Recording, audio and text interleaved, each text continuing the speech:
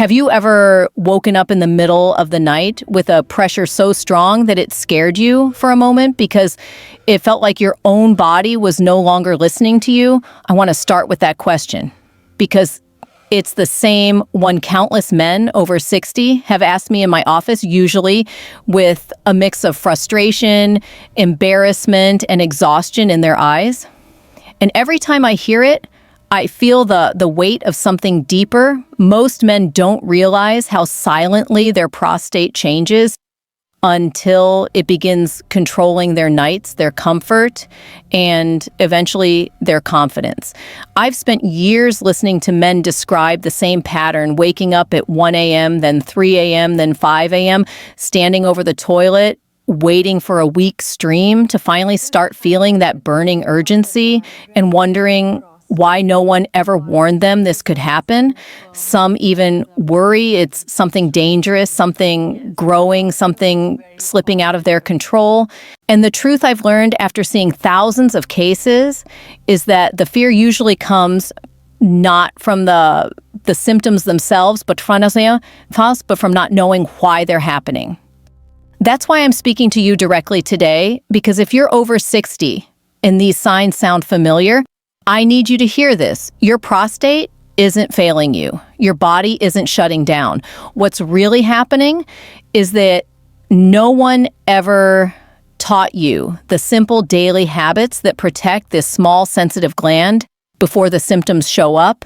And once men understand this, once they finally see what's been triggering the pressure, the swelling, the nighttime urgency, everything changes. So stay with me because in the next moments, I'm going to show you something that surprises almost every man I meet, how 3 small natural habits can calm your prostate, restore your flow, and give you back the nights your body has been stealing from you. And the habit I'll share first is the one almost every man gets wrong, even the ones who think they're doing it right. When I think about the first habit I want you to understand, I always start with hydration, not because it sounds simple, but because it's the single mistake nearly every man I treat makes without realizing it. And I've seen this pattern so consistently that it's almost predictable. A man tells me he drinks water just fine, yet he wakes up 3 or 4 times a night. He believes he's hydrated, but his prostate and bladder are telling me a very different story. Here's what most people don't know. After the age of 60, your body's relationship with water shifts dramatically.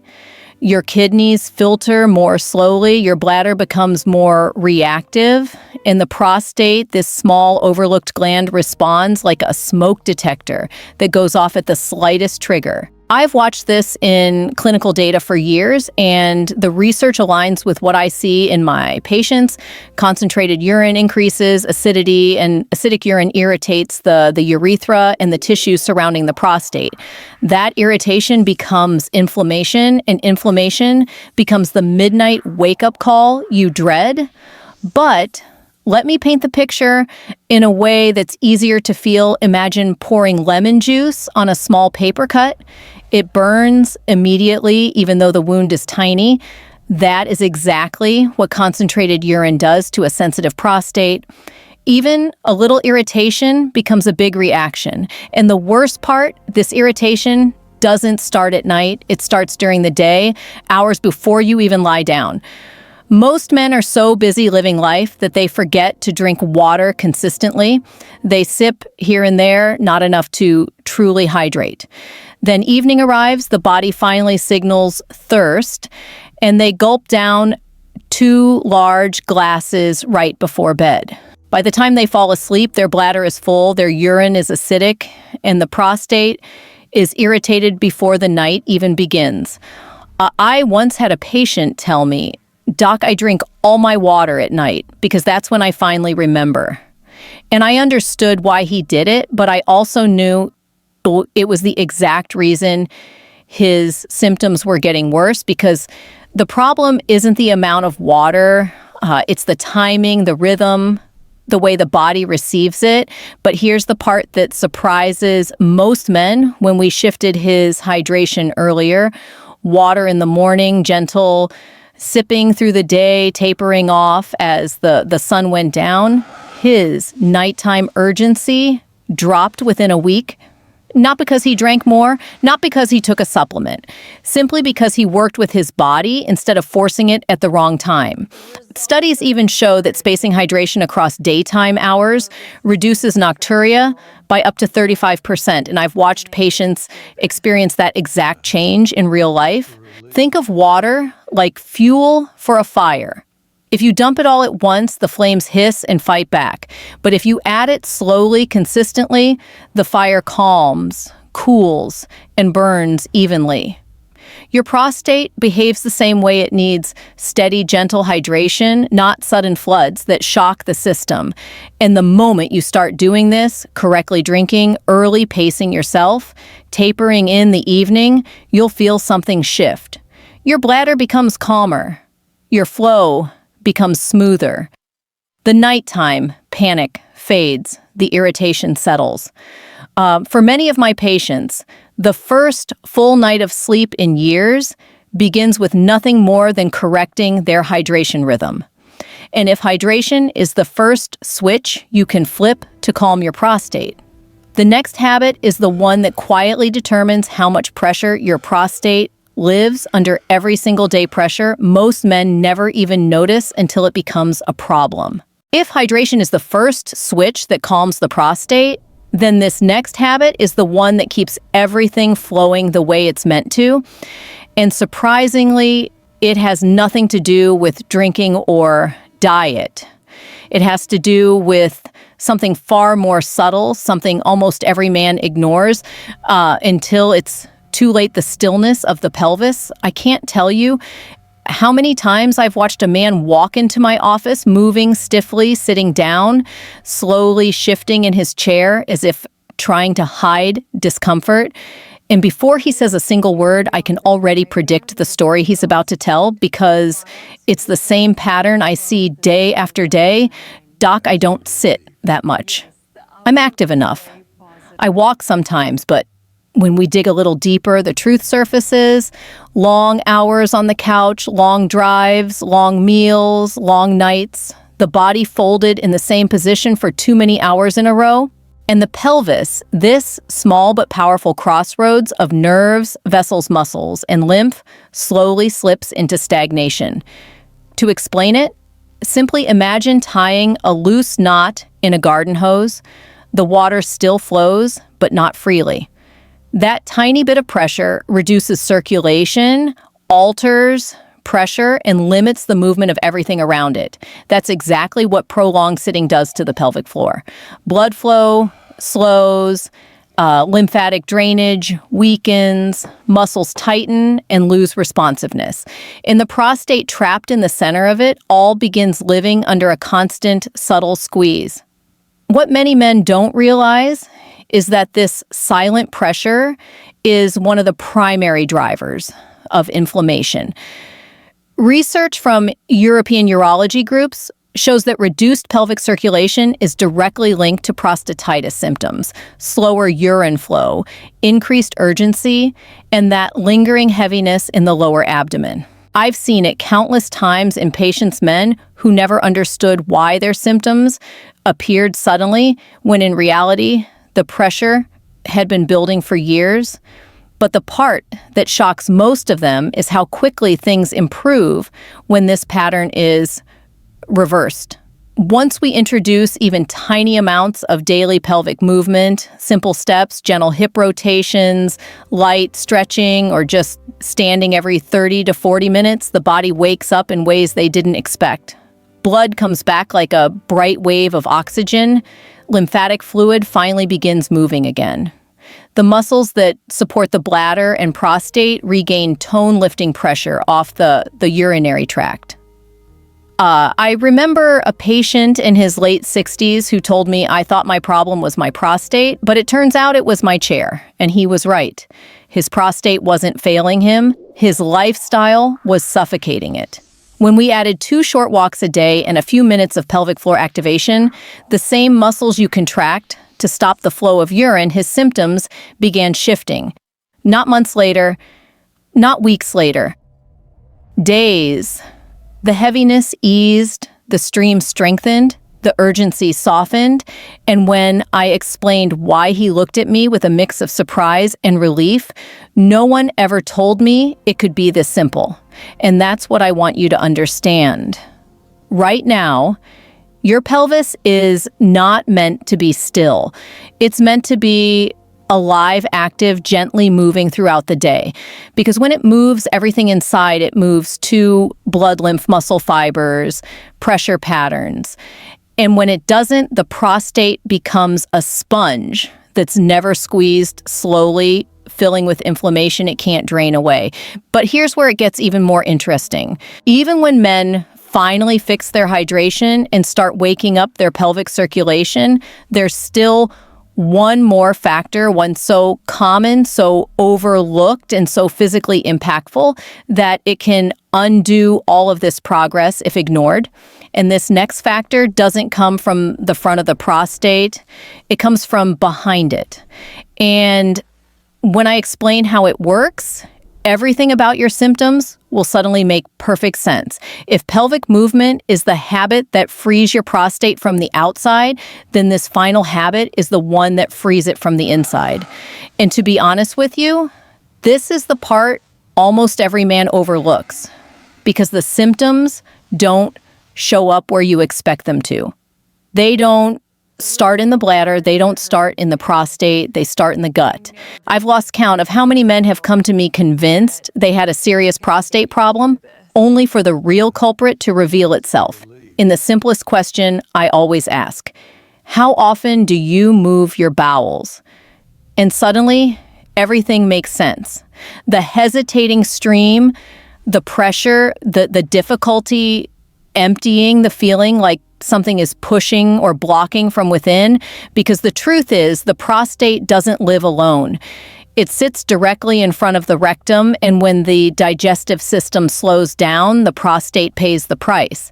Let me put it in a way that's easier to visualize. Imagine the prostate as a small cushion tucked between two walls. And when the bowels become backed up, the wall behind it begins pushing forward. Even a mild buildup creates a pressure that men can feel but rarely understand. I've had patients describe it as a weight, a fullness, or a hand pressing from behind, and they're not wrong. That's exactly what's happening. Constipation literally compresses the prostate. Scientifically, this isn't just a theory.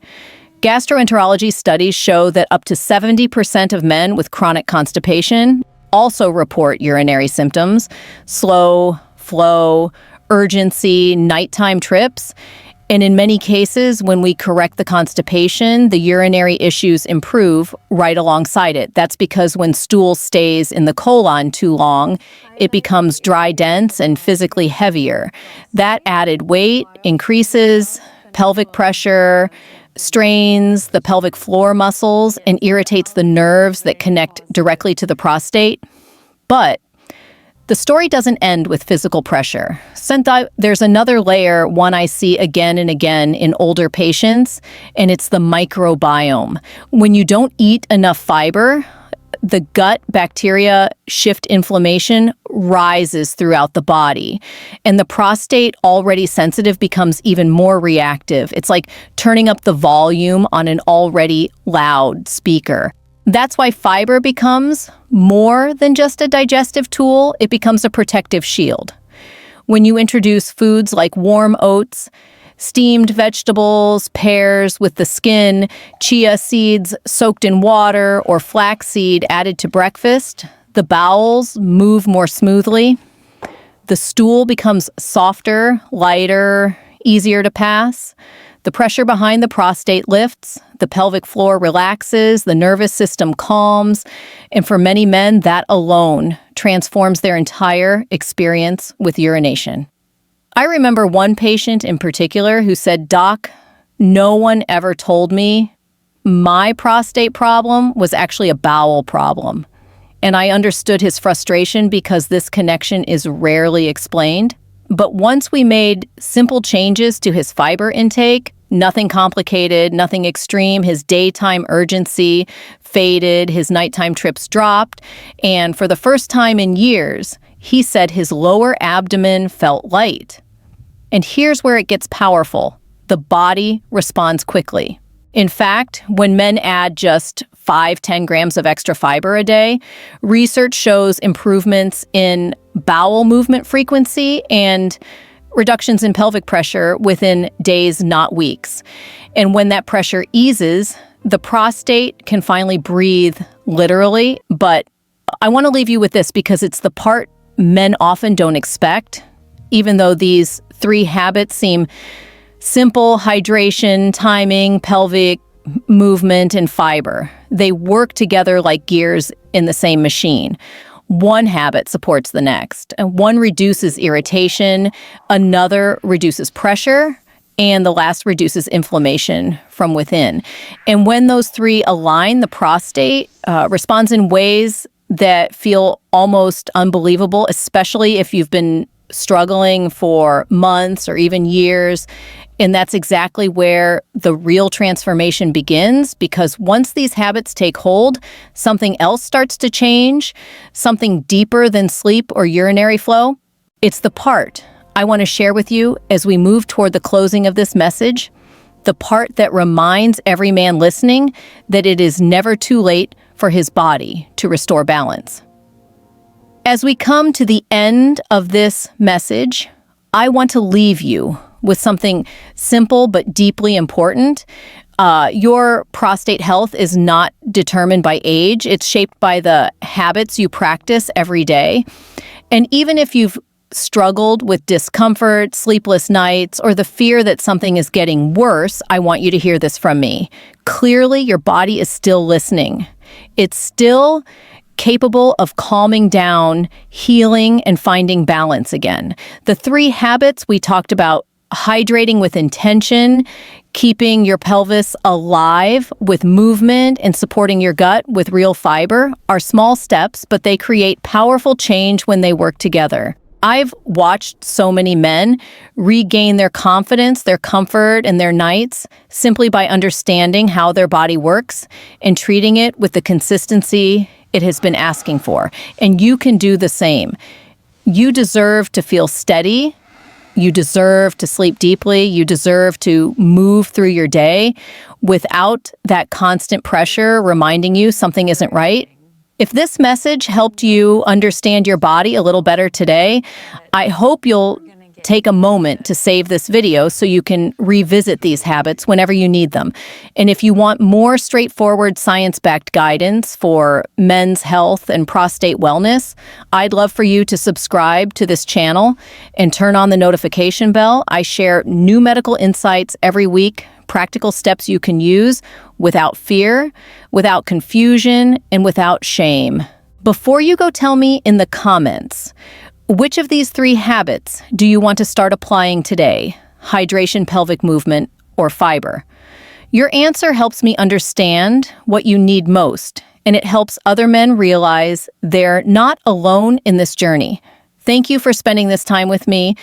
Take care of yourself, stay curious about your own health, and remember, you're not too late and you're not walking this path by yourself.